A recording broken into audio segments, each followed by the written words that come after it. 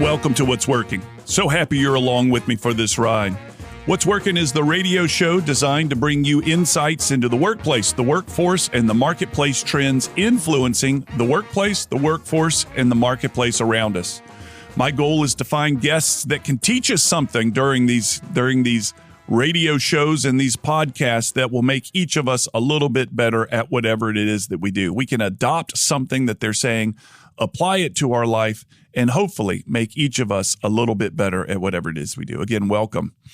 It was in a conference several weeks ago that I was listening to one of the speakers. I was serving as the MC of this conference, and I'll tell you more about that in a moment. But listening to one of the speakers, and he gave a really compelling presentation about health and fitness. The people in the room were all senior leaders in manufacturers. They were, in fact, boat builders. Think of your favorite fishing boat, center console fishing boats, especially the presidents, the CEOs, the leaders of those companies were in the room, maybe 100 people. And the guy got up and gave a presentation that really had everybody listening and leaning forward. His name is Brad Davidson, and I'll tell you more about him in a moment. But his specialty is, well, he has two specialties. One, working with busy executives on trying to get their health back into order. He helps them reduce their stress. And we're going to learn in this interview that stress is one of the worst things. And we've probably already known this. Stress is one of the worst things you can do to your body. And it helps you. You maintain that fat around the belly as a result of so much stress. Well, when he said that, he had all of our attention. We were all leaning forward because everybody in that room, I think, pretty much could relate to that. And then he went through the things that are necessary to resolve this type of thing and to lead a better life, renewed energy, renewed vitality, etc. One of the points that he made that really caught my attention is that we are so used to stress in our life, we think it's normal. And we say we feel fine, whereas in fact, we are carrying loads of stress about us. When he said that, and then when he went through his plan, I became very interested. As the MC, I'm always kind of having to pay attention to the speakers to make sure the Q&A is on point with their question or with their presentations, etc.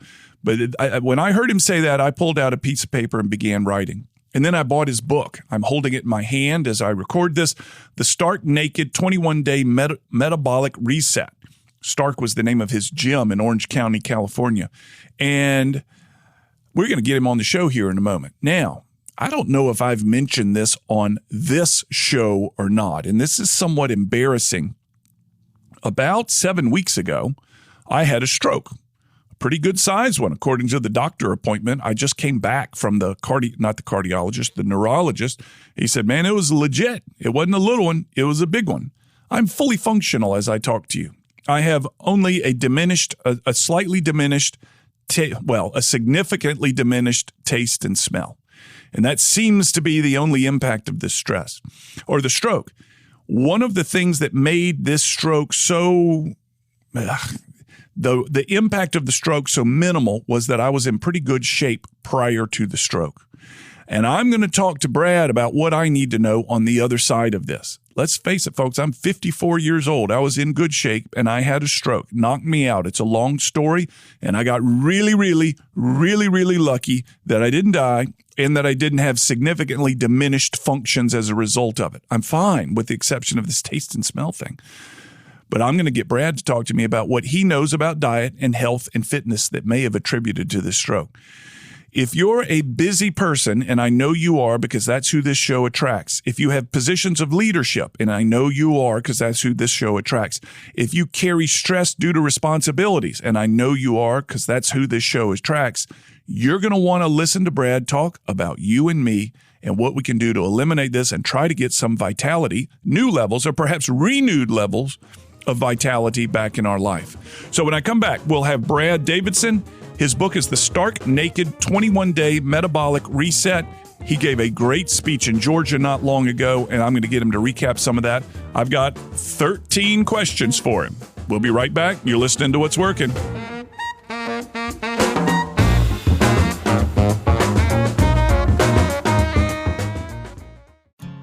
Think about how people really see you.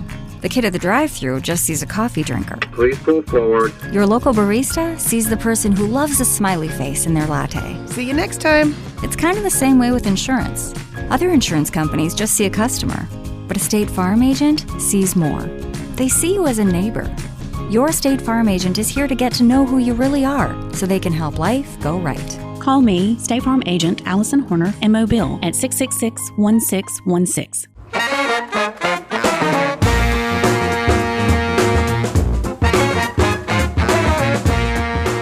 We're back. You're listening to What's Working. I'm Cam Marston. On the other line with me is Brad Davidson. He's actually on a Zoom call. He and I are making eye contact as we do this. In my hand is a book called The Stark Naked 21-Day Metabolic Reset. I heard Brad speak at a conference a few weeks ago, was taken by him, as was everyone. I sat with him at dinner that very evening, and we had some chats, and I thought, I got to get this guy on the show. Brad, thank you so much for your time. Welcome to What's Working. Yeah, thank you. Thanks for having me. Excited to do this with you. So let me tell you about my listener, and here's why I wanted you on this show. This show is focused on, or is targeting as listeners, people in positions of influence and of leadership in their workplace. They could manage a small team. They could be the CEO of the organization or anywhere in between. These people carry stress. And I want to begin our conversation by reading paragraph 4 of the preface real quick. And I'm gonna kind of shorten it. I couldn't get going in the morning or function throughout the day without a steady supply of caffeine pumping through my veins. I was severely lethargic and irritable. My thinking was sluggish and foggy. And though I was physically exhausted during the day, I was totally wired at bedtime, so at night I couldn't sleep, not a week. To top it off, my sex drive was completely gone. I think the people listening here are mirrors of this. And in fact, right now we're calling this long COVID. But this book was published in 2015. So this has been going on for a while. Let's make that our jumping off point. Tell me your story, Brad. Let's get started. Yeah. So here's the interesting point about that. That was right after I had retired from the U.S. bobsled team. I had spent the 10 months prior to that training with them, competing with them. So if you were to see how I looked on the outside, you would have seen what you thought would be the epitome of health. I was 210 pounds, 8% body fat. I ran a 4.440, had a 42-inch vertical jump, and I was 33. I had muscles coming out of my ears. It was incredible. But what I didn't understand back then was this thing called stress. I knew about it. We hear about it all the time. Sure. But I thought, you know what? I thrive on stress. So I'm just going to put that little thing back here in this box in the corner, and I'm just going to ignore it. And I'm going to work through it like majority of us do. What I didn't understand was that a lack of resilience and a lack of understanding how to build a lifestyle around stress to beat it ended up wiping me out. And it's the world I live in now with high performers. So your listener is exactly what I work in day and day out with the trenches, in the weight room, with nutrition, all these things. And the cornerstone of my programming is all around creating resilience to stress. If someone's hit rock bottom with stress, like I had in that description, the reset, the book you're sharing is my tool bag of what I use to pull people out of that fatigued state from too much stress. And then from there, building the resilience around stress so we never have to deal with it again. So one of the things you said in the conference, which I thought was fascinating, is that we are so used to stress, we think it's normal. We're so 100%. used to stress, we don't recognize it anymore. And you put your clients through a process that eliminates stress, and they come back to you and say, I had no idea what my old normal was compared to my new normal. Yeah. We are very good at ignoring the signs and symptoms of stress. We have to, because no one's given us education on how to deal with it. So the only thing we can do is ignore it. And we use things to manage our energy. Caffeine in the morning, alcohol at night, give me energy, take my energy down. That's really the only self-medicating process we have to deal with stress. Once the anxiety kicks in and all that, there's medications we can take to deal with it, but we're just left to fight through it. So I love this.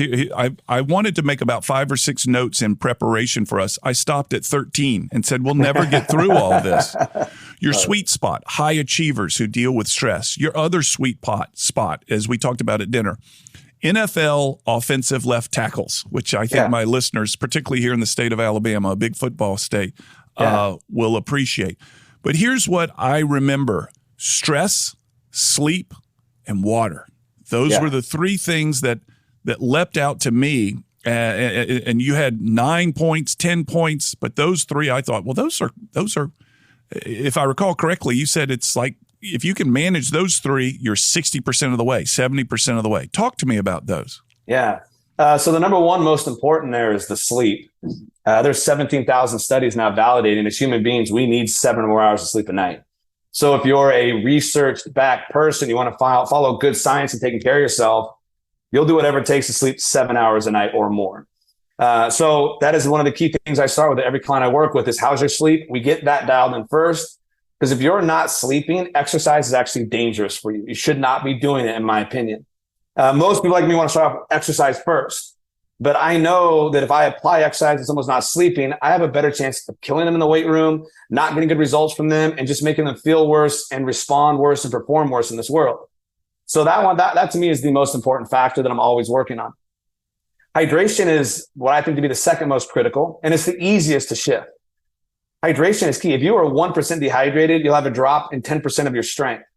If you're 3% dehydrated, your brain is malfunctioning so bad that you are making mistakes and not even knowing it. That was from a study I read on airline pilots. At 3% dehydrated, they were making mistakes in the plane that put their passengers' lives at risk. And what's interesting is at 2% dehydrated, these pilots weren't even thirsty. So simply being hydrated dramatically reduced the amount of stress running through your bloodstream and in your brain. So it allows everything to work better. And then third, stress resilience. If there's not a lifestyle around the stress people are under, meaning we help them push through it during the day better than normal and make it less reactive in them, and then we help them shut it down at night to drive better recovery, there's way less of an impact the stress has on these people.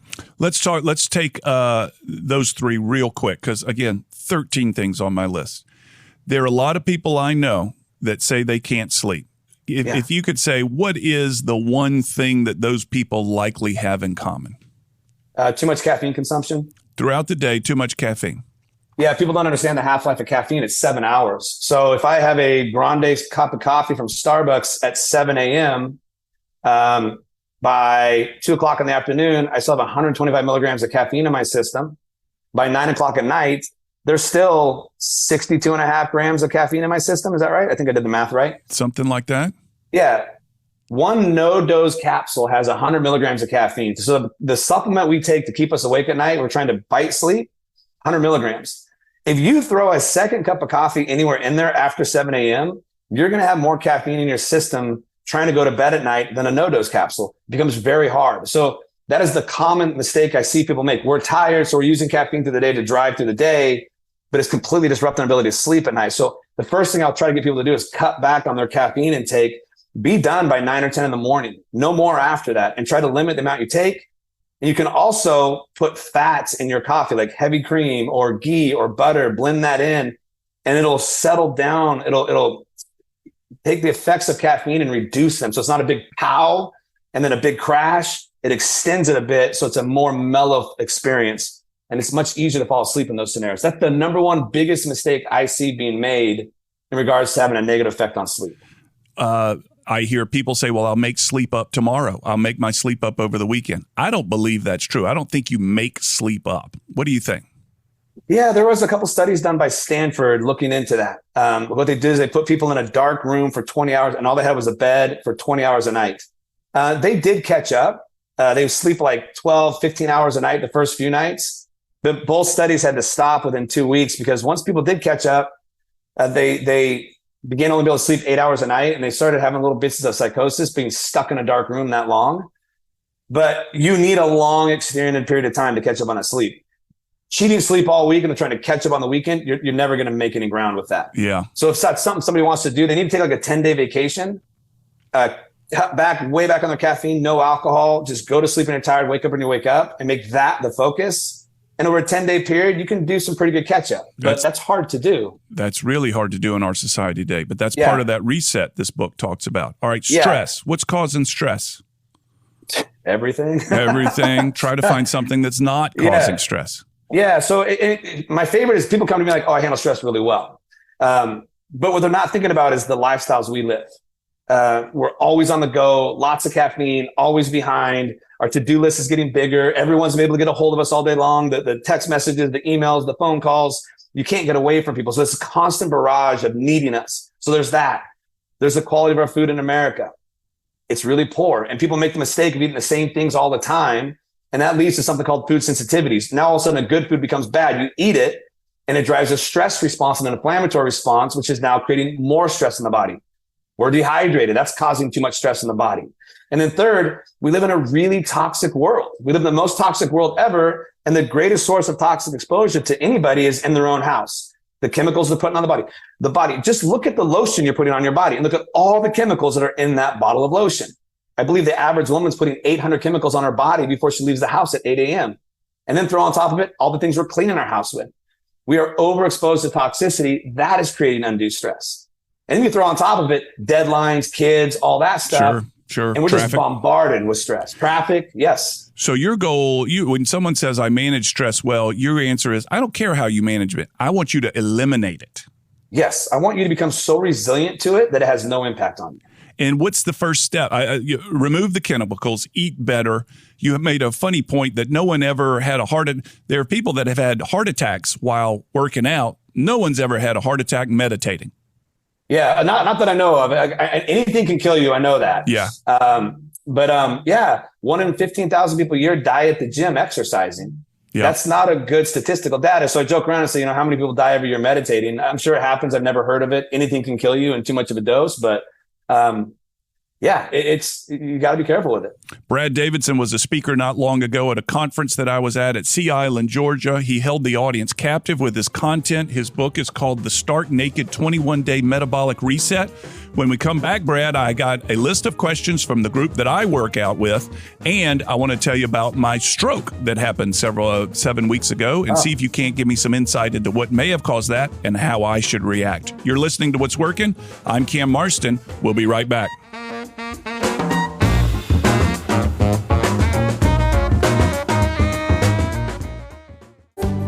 Hey, this is Cam Marston. My What's Working radio show has given me a front row seat to what's going on in today's workplace and workforce. I'm taking what I've learned and delivering it as a live presentation. If your company, team, or association is looking for a speaker to kick off or wrap up your event, check out my presentations at my website, cammarston.com, or find me on YouTube to watch some sample videos. You can expect actionable and relevant content delivered with lots of humor. On my site, you can find my client list and testimonials.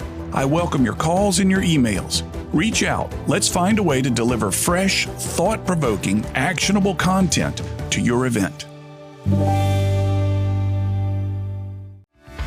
Do you have an industrial or commercial construction project you're ready to make a reality?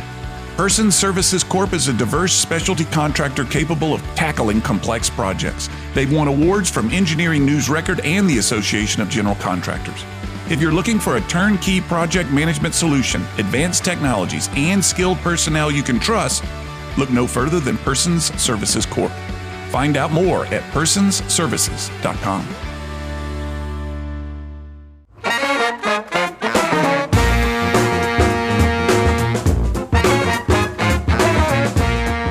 Brad Davidson is on the other end of a Zoom call with me from Orange County, California. I'm sitting in my studio here in Mobile, Alabama. Brad, I would wait, let me stop. My producer's going to punch me in the mouth if I don't do this.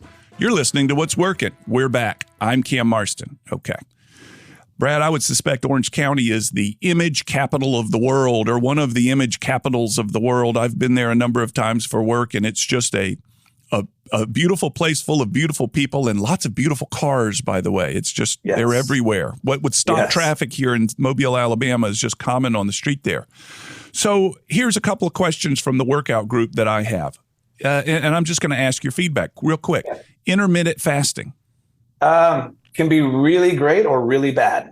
And here's how you know. I'm a big fan of it. It's one of my favorite ways to wake the brain up in the morning, to drive better performance, to use stress to your advantage. It works well if when you get to the first meal to break your fast, you can make a good choice. If you're so famished that that meal comes and you can't make a good choice and you have to go to fast food or comfort food or something that's bad for you, it's negating the benefit of it. I also find that for a female population, it rarely works well. Stress tends to be more negative to the female metabolism than the male metabolism. So it's very rare I can get a woman to do intermittent fasting safely. I do like to use coffee with the fats. I like to put cinnamon powder in there as well for a little blood sugar stability factor. I find that helps make intermittent fasting a little easier. Interesting. Okay. So you don't dismiss it. You're a fan of it. That's good to know. A number of the ladies. I use it strategically. So I use it the days I speak. I intermittent fast till I speak. So my brain is all in. Oh, really? The days I'm in the gym with all my clients. Yeah. If I'm in the gym with all my clients, it's too much moving around, lifting, being on my feet all day. I cannot get to my first meal and make a good choice after that. So if I'm in the gym with all my clients, I'm having 3 meals a day on that day, for example.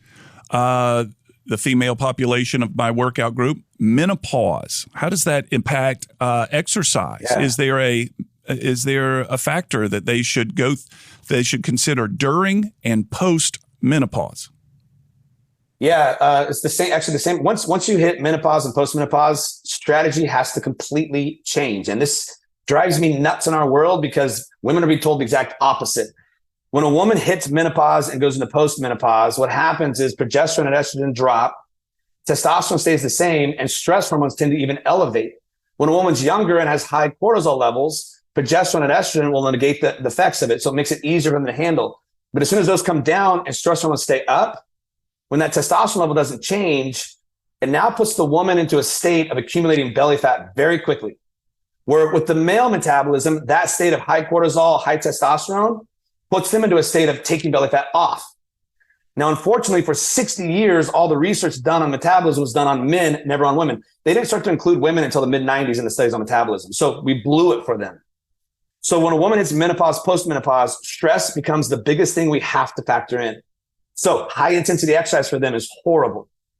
Long, drawn out, slow cardio, not that great. So I have my women in menopause, postmenopause focusing on lifting weights traditionally. That is so good for them.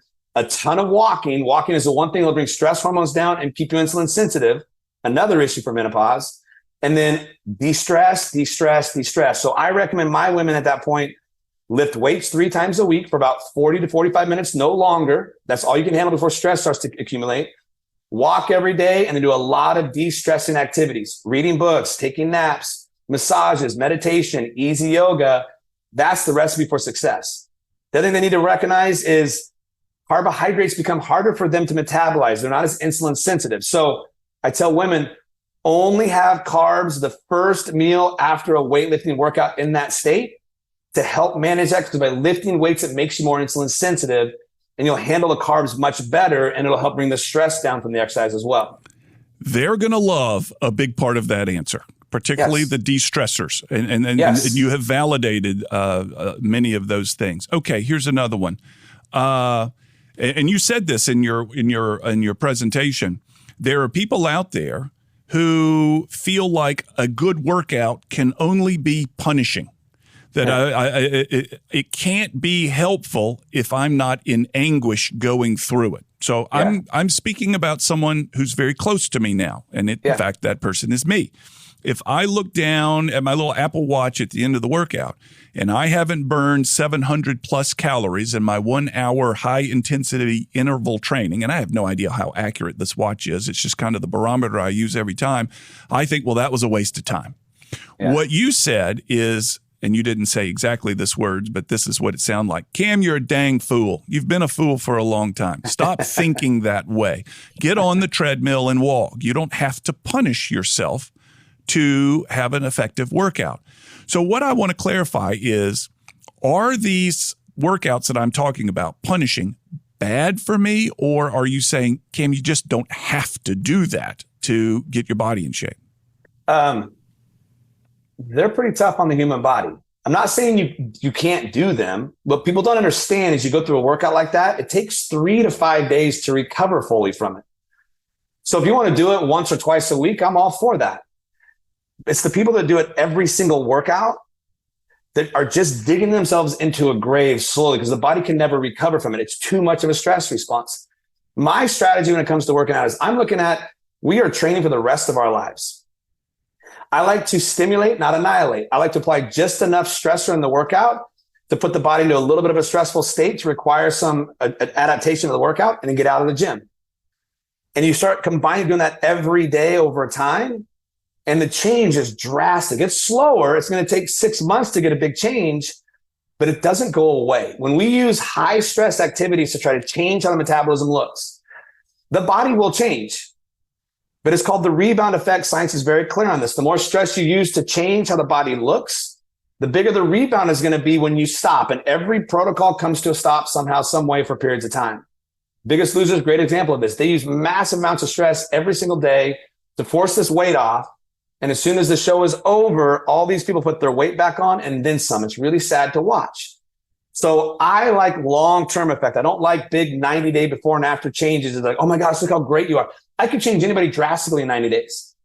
But it's not the before and the after picture that excites me about programs. It's the after picture. What's that person look like now? They should be the same or better, in my opinion, if it's a good program. If they look worse than they did at that after picture, we know they used high stress activity to force the body to change. Now the metabolism is coming back and saying, okay, now I'm going to go protect myself from you for the next time you try to do this. So if you're encouraging somebody to do this high end, if you're saying it's okay for them to do it twice, 3 times a week, are the other days completely off, or are they what they call these level 2 workouts? So let me first preface this with saying I won't do those workouts. They have no place in my life, in my programming, because I find they're too much for my metabolism. It wipes me out so much, it affects all my other workouts poorly. So I personally do not do them. My professional athletes do not do them. My tactical athletes, the only time they're doing them is typically when they have their physical testing, when they go through this crazy chaos. So in my world, we don't really use them. But if you are using them, it all depends on your body and how it responds. You may be able to go to a lower level activity the next day and respond well to it. You may need the day off. It just kind of depends on what's going on. The problem is most people aren't tracking workouts to know if they're getting better or worse in the workouts. They just go work out really hard and hope for something good to happen. Yeah. In my world, we track every set, every weight, every rep that's been used. And we know every single workout, we repeat that workout, there should be at least a 2% increase in intensity or more reps performed. And then we change it up every 3 weeks. But if you're not tracking that stuff, you can't see, well, is one of the workouts punishing me too much to where I'm going backwards, not forwards? So the moving on here to make sure we got a lot to cover still, to make sure I have always preached, and you have proven me wrong or told me I'm wrong. The recipe for weight loss is simple. You eat better and you eat less. You exercise better and you exercise more. From what you've told me and what I've read in your book, that is a poor equation. Yeah, I mean, that equation will work for rapid weight loss. Rapid weight loss, yeah. But and you've talked about that. Yeah, the problem is the rebound effect. Are you doing this for some photograph in 90 days, a vacation in 90 days, and you don't care what happens after that? Great. But if you're looking at this for the rest of your life, you want to stay in great shape, you want to look good for the rest of your life, be able to do all the things you want to do well for the rest of your life, that methodology is going to bite you in the rear. Yeah. One of the things I heard you say, well, let me tell you, we're coming up to this thing and I want to ask you about this. So 7 weeks ago now, I think it is, as I'm sitting here, I had a stroke in the gym on the treadmill, and I got really lucky. And you saw me a couple of weeks ago. There was no, I don't think, obvious signs of a stroke. No. And I'm wondering, is there a protocol for rebounding from a stroke in a gym? I'm trying to get back to the exercise that I enjoy doing. In fact, it was the exercise that got me through the stroke as well as it did. Yeah. Thoughts on that? I don't have a lot of experience with that world of like cardiac rehab, stroke rehab, things like that. I definitely know that there is. I definitely think, if I remember right, it requires a lot more of that level 2 cardio you're talking about, which is cardiac output, like keeping heart rate between 120 and 140 for slow, longer periods of time. Yeah. That will kind of help the whole vascular system, everything rebuild. There's one thing that I have seen. It's blood flow restriction, but there's blood flow restriction exercise that really helps rebuild the vascular system really well. Katsu, it's called Katsu. There are these bands, there are these systems you put on your arms and your legs, and they apply pressure to create vascular blood restriction, and they release throughout the workouts. I would look into that. I don't know for sure. I know it works really well post heart attack and rehab and all that, but I'm not sure on the stroke, but that'd be the first place I would look if I wanted to find more information on that. Brad Davidson's on a Zoom call with me. We're talking about workout, exercise. His book is The Stark Naked 21-Day Metabolic Reset. We'll be right back after this break. You're listening to What's Working.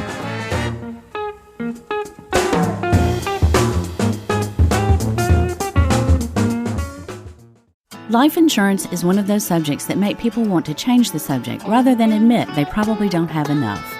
I'm State Farm agent Allison Horner, and that's why I focus on how the benefits of life insurance actually live on by asking people to think in terms of life without having to sell the house insurance, or life without having to give up college insurance.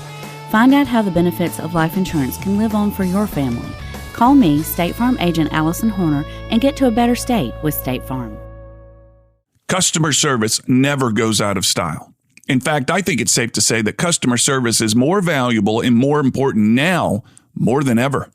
Hi, this is Cam Marston. One thing that my over 200 episodes of What's Working has taught me is how important customer service is to building and maintaining a thriving business. It's the growing need for customer service that's led me to partner with one of the state's leading customer service trainers to create our program called Delivering 5-Star Customer Service. Your team will get one 90-minute training session per month for 6 consecutive months.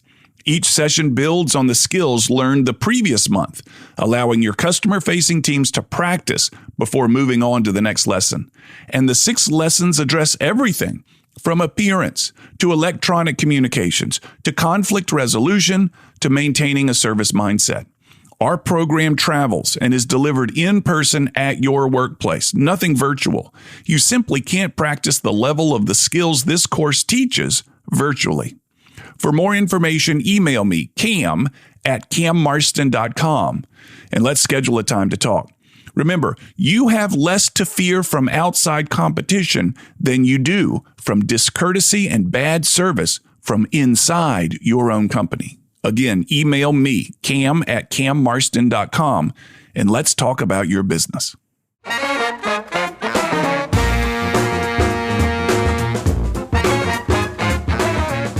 We're back. You're listening to What's Working. I'm Cam Marston on a Zoom call with Brad Davidson. He's from in Orange County, California, sitting in the studio here, and I'm sitting in the studio here in Mobile, Alabama, and started a new thing with this show about sending people 10 questions that gets to know them a little bit personally, more so than professionally. Brad has had an opportunity to look over these questions. So, Brad, if you're ready, we'll get started. Let's do it.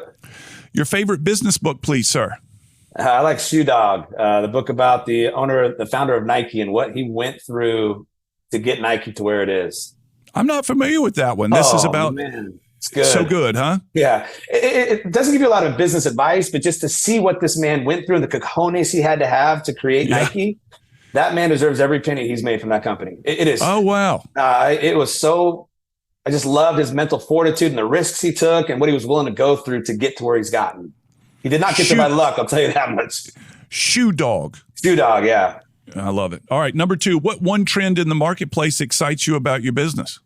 The science coming out that weightlifting is the most important thing for humans, for weight loss, for body composition change, especially for women. The reason this so excites me is I'm about to launch a new program called The Weight Room, where it's weightlifting classes for women. It's like a speakeasy in the fitness realm, all geared towards this. So the fact that all the research is coming out as I'm about to launch this, because I've known this for a while, really gets me excited. Is that a new gym or is it a new program in your gym? How will that look? It's a new program. I'm basically building a gym within the gym that I use for my clients. So it's like a 2,000 square foot space with all weight-based activities around how I like to train people. And we're going to bring men can come in too, but it's really focused towards women and weightlifting to give them a safe environment and how to learn to do this right. Right now, it's either they got to hire a trainer and that's hit and miss. They're hard to find good trainers. Most of them want to go the hit category. Or they got to try to do it on their own. And that's never a great realm either. So very excited for this. What one trend in the marketplace worries you? Fitness influencers. These young men and women are driving me nuts. Cameras are everywhere on the gym floor. We're always trying to watch out for their videos they're doing. And they have no background in the industry. They typically just look good and they work out. And so they post these videos, these pictures of them all jacked up. And then they sell horrible programs that have no scientific backing. And it's causing more harm than good, in my opinion. And now you go to the gym, and what's the emphasis on the gym is, gotta get my video in. So there's cameras everywhere versus going to the gym to take care of yourself. It drives me nuts. Are you in your gym? Do you disallow the cameras, or is it just now it's a part of the world? In the weight room, the new gym that I'm creating within the gym, there will be no cameras allowed. The main gym where I'm at, it's heavy with influencers. Oh, really? Yeah, they're everywhere now. I've got a 15-year-old son who has suddenly had an interest sparked into him in weightlifting and appearance and such. And I've walked up to him and just seen him watching YouTube videos of people lifting weights. And I'm going, my boy, of all the things that there's available to watch out there, watching people lift weights has got to be one of the least interesting. But he's into it, man. He's into it. He is one of these people being persuaded by your influencers. Yeah, I tell those people, I don't go to any one of those people. I've never gone to an influencer for advice. The greatest minds in this industry are not influencers like that. They're selling their knowledge, not how they look. The number 4, the biggest business mistake you've made. Choosing the wrong business partner. Oh, interesting. I went against my intuition, chose the wrong business partner, and it nipped me in the butt. So your intuition had told you early on, Yep. But what made you say ultimately yes and then realize the mistake? Because I knew that I'm a fitness guy. My background is, exercise programming, changing the body. I was not a business guy, and I'd hit a bottleneck in my business, and I needed a business mind to come in and take it. And so that's why I said yes, because this gentleman was an ex-CEO of a big company, understood business really well. It just put me in a position to be taken advantage of because I didn't understand business as well. Great learning lesson. I won't change what I went through for anything, but that was definitely a mistake that I'll never make again. So could you have partnered with him as a consultant versus made him a partner? Yeah, there were definitely options I had that I didn't know I had back then. But I was too green to know. I was too young to know. Interesting. Number 5, what's your favorite news source for business content? I don't really have one. I don't spend a lot of time on the news. That's one thing I try to stay away from. Well, that's probably a good way to avoid the stress too. Yes. With the more I focus in on the news and what's going on in the world, the more I overthink about all the possibilities, what could happen, the more negative impact it has on my mindset. So I personally, in all honesty, avoid it like the plague. Hats off to you, my man. Hats off to you for that one. So number 6 comes from my studies, which I've been doing for the past 20 some odd years about generations in the workplace, et cetera. And here it is. From which generation do you wish you had more employees? Millennials, for sure. Tell me why. I love, one, they really want to be involved in a cause that's bigger than themselves. And I love that. So that's very important, that drives me. So that is what's most important to them from my experience. 2, they're very technology driven, so they understand technology a lot better than I do. So the more I've worked with them, the better my reach in regards to online, social media has gotten. And then number 3, they're hungry. If they're excited about something, they are the hungriest generation I've seen in regards to wanting to learn and get better at. And they're so far ahead. The ones that are eager in my industry are so far ahead of the game than where I was at their age. It's unreal. You get good information, good strategy and tactic in their hands. They're powerful human beings. You know, that group that you and I were with at Sea Island, one of their complaints was we're struggling to hire and retain the millennial employees. Yeah. You've said absolutely opposite. You just now have said, I'm not having these problems. So after having interacted with this group at Sea Island a little bit, what is your hypothesis? And this might be an unfair question, but what is your hypothesis on why that group in Sea Island would be struggling with the millennials, whereas you're having success? Yeah, not taking the time to understand them. Just assuming they're the same as we are. I'm 47.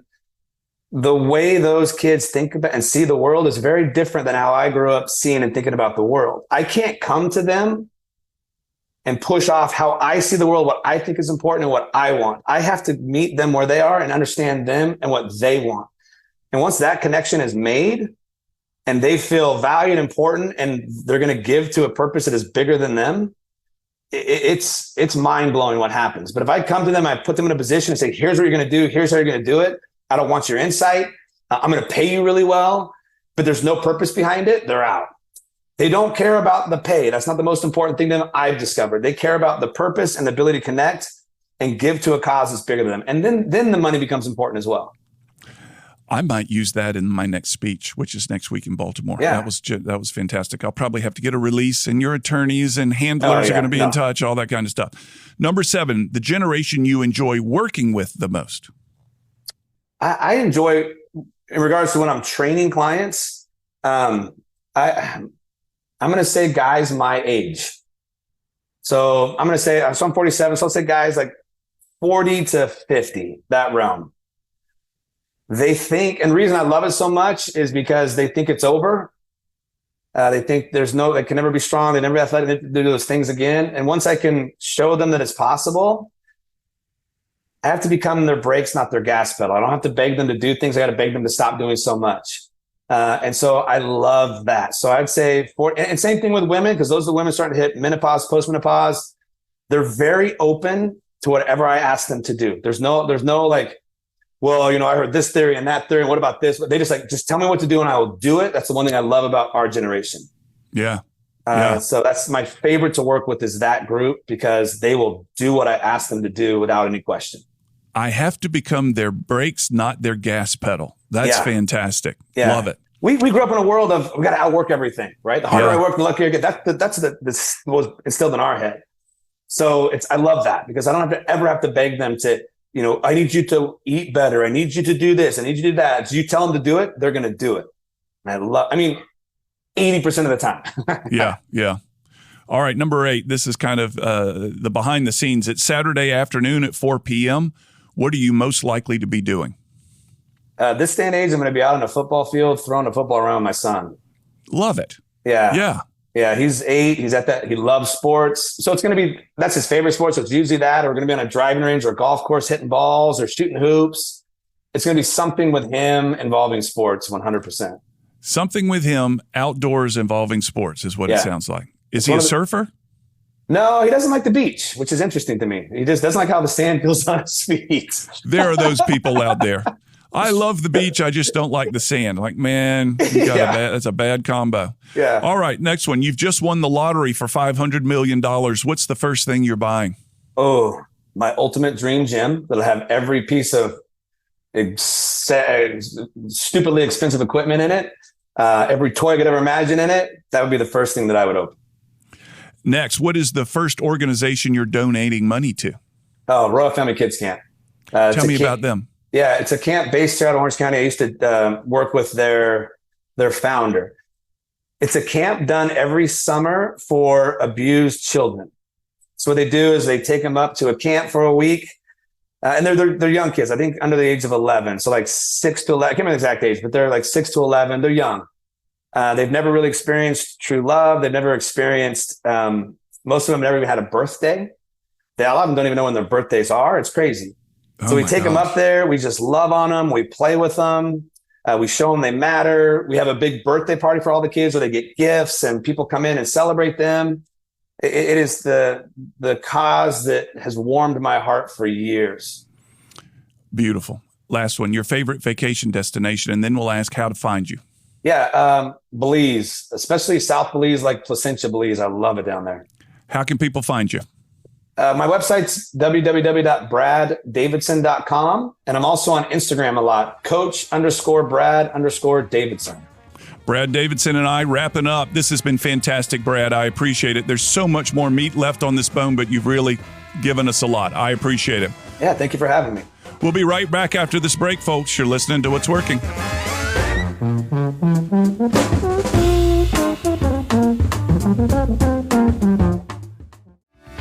Person Services Corp is a diverse specialty contractor that's changing how people think about general contractors. Person Services Corp has experts in industrial and general construction, disaster recovery, infrastructure, and mechanical. They offer the latest in industry technology, turnkey project management services, and custom project solutions. Person Services Corp has 5 offices across the Southeast to meet you anywhere your project demands. Find them at personsservices.com. Hi, I'm Chef Jewel at Fairhope Chocolate. When I'm not creating the best couverture chocolate creations south of the Mason-Dixon line, I'm listening to What's Working with Cam Marston. Now, back to the show.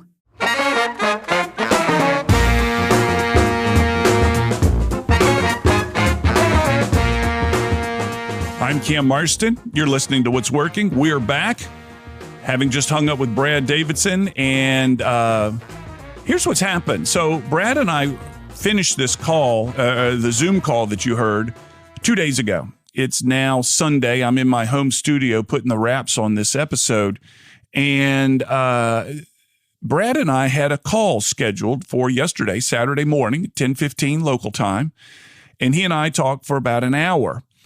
I had told him about the stroke. You heard that. And in the short time between when he and I finished the Zoom call to record the bulk of the show and then to talk yesterday, he had dug deeply to try to find a corollary between stroke and exercise, stroke and nutrition, stroke and vitamin deficiency. And in my hands, I'm holding 3 pages of notes that he gave me over the phone about what he had found. The point is, the guy is so deep into the science of this that his answers and his insights have given me an extraordinary amount of confidence. For example, there is a corollary, he told me, between a vitamin B12 deficiency and lightheadedness, which is something I've had since the strokes. He's told me to go check into my homocysteine, which I'm not sure. It's a blood test. We'll go over it. And that homocysteine, as it goes up, it's bad for you. And as it goes up in corollary to difficult workouts, which, as you heard in the program, I enjoy those things. The high-intensity interval training, which punishes me, drives up my homocysteine, which may be causing my lightheadedness. And he goes on and on. Again, I got 3 pages of notes here. A gene mutation that he discovered called MTHFR. Well, he didn't discover it. He said there is a corollary there. And it also goes with high homocysteine, which also goes up with rigorous exercise, as I just told you, and it creates an elevated stroke risk. The guy is an encyclopedia of stuff and gives me great confidence. He and I are going to begin a program that is going to try to get me to moderate my exercise a little bit and drive my weight down, strength up, all the things that he said. And again, it's his reference to the science that gives me an extraordinary amount of confidence in what he's doing. I'm going to shift a little bit in the exercise that I've been doing. And he and I are going to keep up and see how it goes. So again, 3 pages of notes as a result of that. And you can find him online, and I hope you will, because he's got just an extraordinary amount of expertise and does private coaching remotely. If you're in the state of Alabama and want to get in touch with him, he'll schedule a Zoom call with you. You pay for this stuff, of course, but he'll schedule a Zoom call with you and help you out. Now, ironically, I think it was the first segment of the show today, I was talking a little bit about something completely different, and that is this invitation I've received to be an MC. And this is kind of what I'm trying to do in the show these days, is to point about a little bit of the work that I do outside of the radio show. An insurance company, Bellevue, Washington, holding a big event up there and has asked me to come and be the MC for the show. And it is something, if you ever thought, hey, we could use an MC here, or you're putting on a conference, your association's putting on a conference. And one of the things that I offer is I'm going to take the responsibility for prepping the speakers and knowing what their content is about, so that in the weeks leading up to the event, in fact, the event where Brad and I met, I was also the MC at Sea Island, Georgia, for a group of boat builders. It takes the burden off your shoulders of prepping the MC or the speakers and managing the process during the day. It's one of the things that I enjoy in that role, is managing the process, getting to know the speakers, introducing them correctly, making sure they're ready, and phone calls well in advance of the event, making sure they're ready to present the content to that audience that day. If you have any interest in that stuff, in my services and that, go to cammarston.com, email me directly, cam@cammarston.com. Which reminds me, if you are particularly in the northern part of the state, if you're interested in getting your message out about who you are and what you do to a business-minded audience, this show is developing fertile ground for that. Reach out to me and let's talk about getting you on the show as an advertiser, as a sponsor. And if there's somebody in the northern part of the state, it's not where my network extends, that I need to know, reach out, because they've got a story to tell and want to be a guest on the show. I'd love to talk to them. Find me on social media, Cam Marston. This show is produced every week by the man John Thompson with Eye on Digital, taking out all my ands and ums and increasing my IQ score by at least 10 to 15% or so, you think. We'll be back with another show next week. Have a good week, everybody.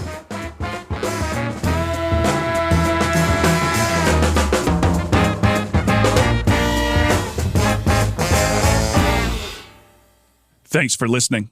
As you likely know, this show originates as a radio show broadcast across the state of Alabama, and it continues to grow in both radio listeners and market. After it's formatted for radio, we then turn it into this podcast.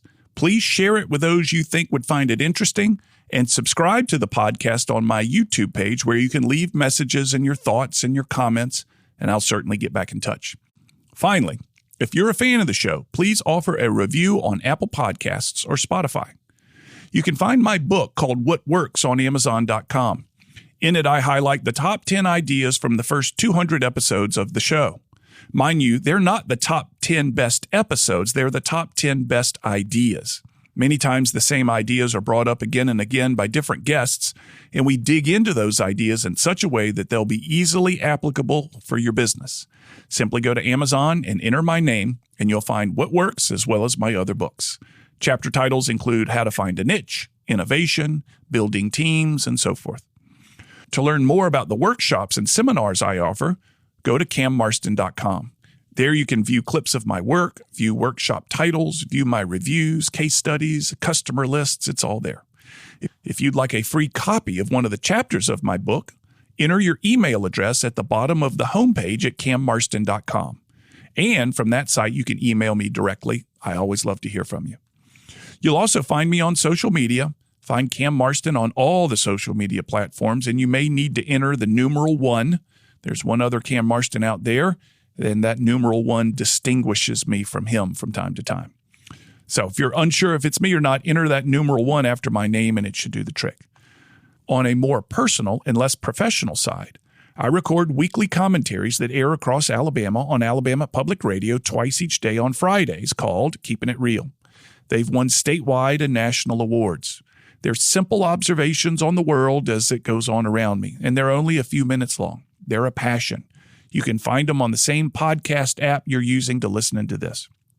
Finally, if you're interested in advertising on this podcast or the radio show, reach out. I've worked hard to cultivate a specific listener, and I can tell you all about them, and I have many different options for helping you reach them. Thanks again for listening. We'll have another episode available soon.